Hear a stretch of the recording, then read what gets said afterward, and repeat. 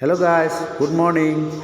তো আজি আপোনালোকৰ ওচৰত মই ইনজেক্টৰৰ বিষয়ে দুআষাৰ ক'ম বুলি ভিডিঅ'টো বনালোঁ আৰু ইনজেক্টৰ কেনেধৰণে খেলে সেইটো মই দেখুৱাম আপোনালোকক। আৰু ইনজেক্ট খোলাৰ আগত কি কৰিব লাগে, খোলাৰ পিছত কি কৰিব লাগে সেইটো দেখুৱাম। এইটো মই ইনজেক্টৰ চাবি অন কৰি কিনে দেখাইছোঁ। এইটো ইনজেক্ট কৰি আছোঁ, মানে কি পেট্ৰলটো দলিয়াই আছে। বা সেইটো চাবৰ কাৰণে আপোনালোকে এখন এনেকুৱা চাফা কাগজ ল'ব, বা মই আমাৰ দোকানত A4 সাইজৰ পেপাৰ আছিল, মই পেপাৰটো লৈছোঁ, পেপাৰত এইটো দিছোঁ। এইটো আপোনাৰ দেখিব, এইটো ভিজি উঠি আছে, তাৰমানে ইনজেক্টৰ পেট্ৰল পুছ কৰি আছে। তো এইটো কেনেদৰে খোলে আৰু কি খোলে সেইটো মই দেখুৱাম। আৰু আপোনালোকে যেতিয়াই খুলিব, এইটো খোলাৰ আগত যিটো ভিতৰত আপোনাৰ অইল আছে, পেট্ৰল থাকে, সেইটো আপোনাৰ অভাৰ পেট্ৰলটো এনেকৈ পেলাই ল'ব।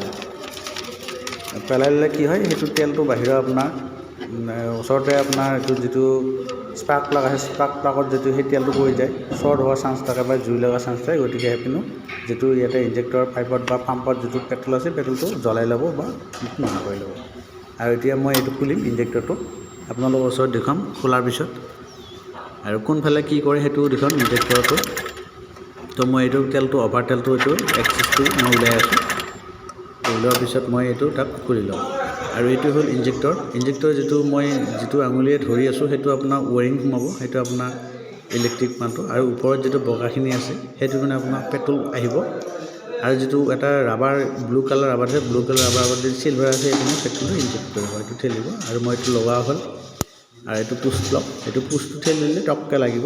আৰু যিটো ওপৰৰ পৰা যিটো পেট্ৰল অহা লাইনটো, সেইটো ক'ৰ পৰা আহিছে সেইটো মই দেখাই দিছোঁ ভিডিঅ'ৰ সহায়ত। আপোনালোকৰ যদি পেট্ৰলটো নাহে, আগতে পাইপডাল খুলি ইয়াক চেক কৰি ল'ব। আৰু এইটো পাম্প আছে, পাম্পৰ এটা ফিল্টাৰ আছে, ফিল্টাৰটো বেয়া হ'লেও আপোনালোক তেলটো নেখেলে। তো সেইটো চেক কৰি ল'ব তেলটো আহিছেনে। আৰু মই এতিয়া বৰ্তমান আকৌ চাবিটো অন কৰিছোঁ এবাৰ। নেক্সট আকৌ চাবিটো অফ কৰিম, নেক্সট আকৌ চাবিটো অন কৰিম। অন কৰাৰ পিছত যিটো মই পেট্ৰলটো পেলাই দিছিলোঁ, সেই পেট্ৰলটো এক্সিছ পেট্ৰলটো আকৌ ভৰ্তি হৈ যাব।